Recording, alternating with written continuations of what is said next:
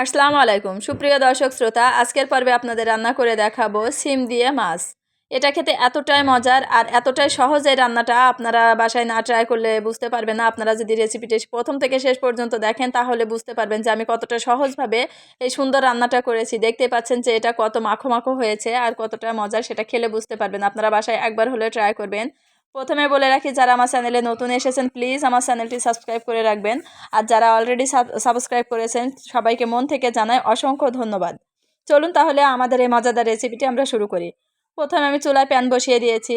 প্যানে দিয়ে দিচ্ছি পরিমাণ মতো তেল। তেলটা একটু গরম হয়ে আসলে এখানে আমি দিয়ে দিচ্ছি পেঁয়াজ কুচি। এখানে 2টা পেঁয়াজ এভাবে কুচি করে দিয়ে দিয়েছিলাম। এখন সেটা আমি একটু নাড়াচাড়া করে নিচ্ছি যে একটু ভাজা ভাজা হবে সেই পর্যন্ত। তো কতটা ভাজা ভাজা হচ্ছে এটা আমি একটু কাছ থেকে আপনাদের দেখিয়ে দিই।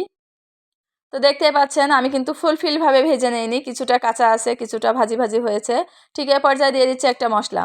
তো এখানে আমি নিয়েছি 1 টেবিল চামচ সরিষা বাটা, 1 টেবিল চামচ জিরা বাটা আর কাঁচামরিচ বাটা।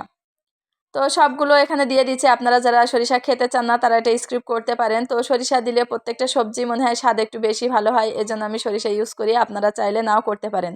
আর আমি প্রত্যেকটা সবজিতেই কিন্তু কাঁচামরিচ খাই। আপনারা যদি কেউ শুকনো মরিচ খান এ পর্যায়ে শুকনো মরিচের গুঁড়া দিতে পারেন। দিয়ে দিচ্ছি স্বাদ মতো লবণ, সাথে দিয়ে দিলাম হলুদের গুঁড়া। এখন সবগুলো একটু নাড়াচাড়া করে হালকা একটু কষিয়ে নিব, খুব বেশি কষানোর দরকার নেই, হালকা কষালেই হবে। আমি এভাবে নাড়াচাড়া করে কিছুক্ষণ কষিয়ে নিয়েছিলাম। নেওয়ার পরে এ পর্যায়ে দিয়ে দিচ্ছি আমি পানি। তো দেখতে পাচ্ছেন যে যখন একটু ভাজা ভাজা হয়েছে তখন কিন্তু আমি পানি দিয়েছি। এখানে আমি 1 কাপ পানি দিয়েছি আমার ছিমের পরিমাণ বুঝে। এখানে খুব বেশি ঝোল আমি রাখবো না, এজন্য অল্প পানি দিয়েছি। যেহেতু ছিমে বেশি ঝোল রাখলে ভালো লাগে না, এজন্য অল্প ঝোল রাখলে ভালো, মাখো মাখো ঝোল থাকবে। পানিটা যখন ফুটে উঠেছে ঢাকনাটা তুলে আমি এখানে দিয়ে দিচ্ছি ছিম। তো ছিমটা আমি আগে থেকে এভাবে কেটে পানি দিয়ে ধুয়ে রেখেছিলাম। এখন সম্পূর্ণ ছিমটা এখানে নামিয়ে দিচ্ছি। আর দেখতে পাচ্ছেন যে কতটুকু পানি দিয়েছি। সিমটা কিন্তু পানির ভিতরে ফুলফিলভাবে ডুবে যায়নি। তো এই পর্যায়ে দিয়ে দিচ্ছি আলু। আমি একটা ছোট সাইজের আলু এভাবে কেটে নিয়েছিলাম। আপনারা এখানে আলু দিবেন, তাহলে টেস্টটা অনেক ভালো আসে। তো দেখতেই পাচ্ছেন যে কতটা পানি দিয়েছি। যদি বেশি পানি দিতাম সিমগুলো ফুলফিলভাবে পানির উপরে ভেসে থাকতো। আমার সিমটা কিন্তু অনেক উপরে আছে, তো এইভাবে পানি দিবেন যাতে করে খুব বেশি পানি না হয় আবার খুব বেশি কমও না হয়।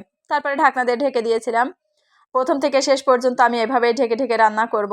তারপরে মাঝে মাঝে এটা উঠিয়ে আমি সবজিটা একটু নাড়াচাড়া করে দিব যাতে এপিট ওপিট সুন্দরভাবে সিদ্ধ হয়ে যায়। তো আমি আবারও ঢেকে দিলাম। যারা আমার ভিডিওটি দেখছেন যদি ভালো লাগে অবশ্যই একটা লাইক করবেন, কমেন্ট করবেন, বন্ধুদের সাথে শেয়ার করবেন। আমি আমার সবগুলো রেসিপি কিন্তু সহজভাবে তৈরি করার চেষ্টা করি যাতে করে আপনাদের একটু হলেও উপকার আসে। আপনারা আমার প্রত্যেকটা ভিডিও দেখবেন, রেসিপি দেখবেন যে আমি কতটা সহজভাবে করি, কিন্তু খেতে অসম্ভব মজার হয়। বাসায় যদি ট্রাই করেন সবাই প্রশংসা করবে ইনশাআল্লাহ। তো আমি এভাবে আবারও ঢেকে দিয়েছিলাম।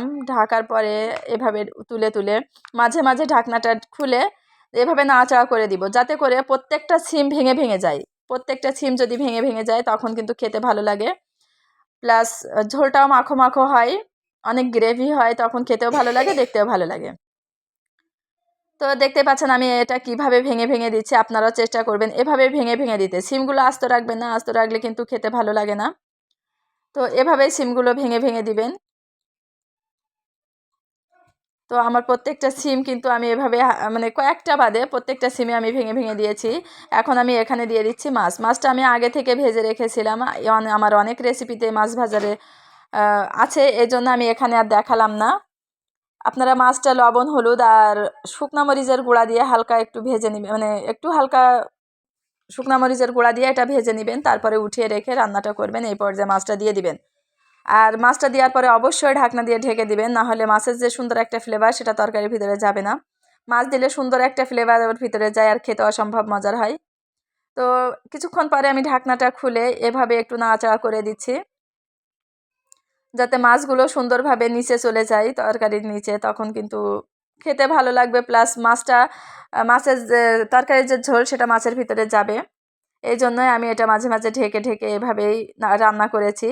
তো দেখতে পাচ্ছেন ঝোলটা কতটা কমে এসছে, কিন্তু তারপরেও আমি আরও কিছুটা ঝোল কমাবো এখানে, যেহেতু খুব বেশি ঝোল রাখলে ভালো লাগে না। আমি মাখো মাখো ঝোল রাখবো। আর যেহেতু আলু আছে সেই হিসেবে একটু রাখবো যাতে করে আলুতে টেনে নিলেও খুব বেশি ঝামেলা না হয়। যে একেবারে ঝোল থাকবে না, মাছ দিয়ে রান্না করছি সেটা তো আর হয় না। এই জন্য এখানে আমি কিছুটা আলু সাথে কিছুটা ঝোল রাখবো। তো দেখতেই পাচ্ছেন প্রায় সব কিছুই, আলুটা কিন্তু সুন্দরভাবে গলে গিয়েছে, ছিমগুলো গলে গিয়েছে। আর এটা কতটা মানে ঝোল ঘন হয়েছে আপনারা দেখলে বুঝতে পাচ্ছেন হয়তোবা। আর ঝোলটা কিন্তু অনেকটা কমে এসছে দেখেন, একটুও কিন্তু ঝোল মানে খুব বেশি ঝোল নাই, কিছুটা ঝোল আছে, তারপরে আমি আরও কিছুটা কমিয়ে নিচ্ছি। এভাবে ঢাকনা খুলে বাকিটুকু সময় আমি রান্না করে নিয়েছিলাম।